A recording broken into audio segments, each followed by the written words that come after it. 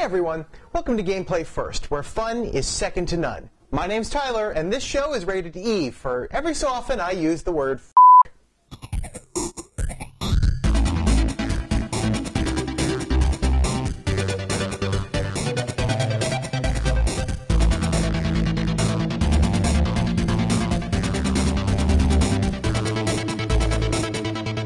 This week I'll be taking a look at an indie title I found called Game Dev Tycoon.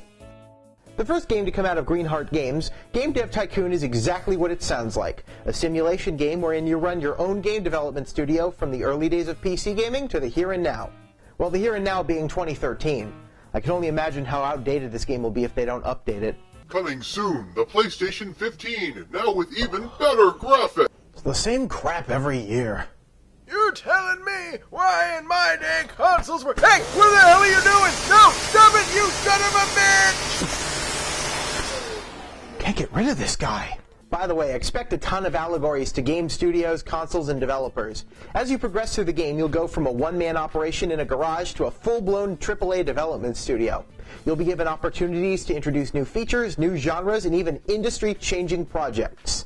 Of course, that's assuming you can even make it past the first few levels. The way a game is decided whether to be a success or not seems a little bit arbitrary at times, but it's not so much frustrating as a learning experience. It takes a lot of experimenting, a lot of trial and error, and if you walk into the game expecting to just put out title after title that's successful one after the other, you're going to walk away disappointed. But in that sense, the game's actually pretty realistic to the actual development cycle. Although it's a little bit frustrating, it's not frustrating in a bad way. It's frustrating in a way that challenges you and makes you go, so help me, I will figure out a way to keep this company alive. Let's try this again. Even real game developers are prone to putting out stinkers every now and then. It's a real challenge to find that perfect balance of time spent polishing the engine, gameplay, AI, etc., until you hit a sweet spot and make a really killer game. Most of this can be deciphered using simple logic. For example, if you're making an RPG, you should probably focus more on quests and objectives than on the engine. Or you can just put out the same crap every year and make bank. Hey, it works for EA and it can work for you. Tell me about it. What I really found interesting was the games that I'm really good at playing were easier for me to make. I had no problem churning out hit adventure and action games, but strategy games eluded me time and time again.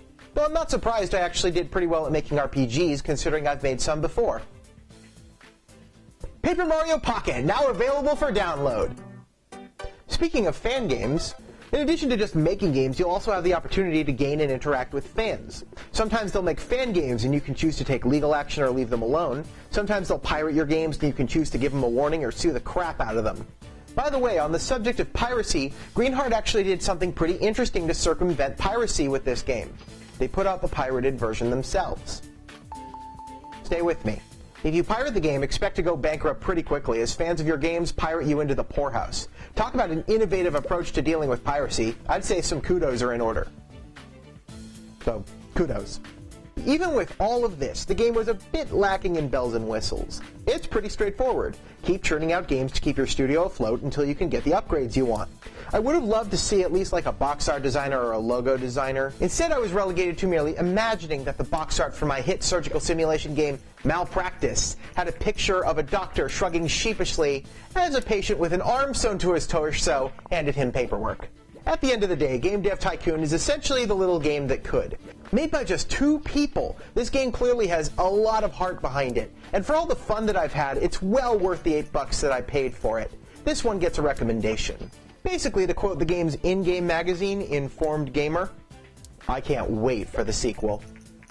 For Gameplay First, this is Tyler, signing off. Now, if you'll excuse me, I'm going to go pack for E3.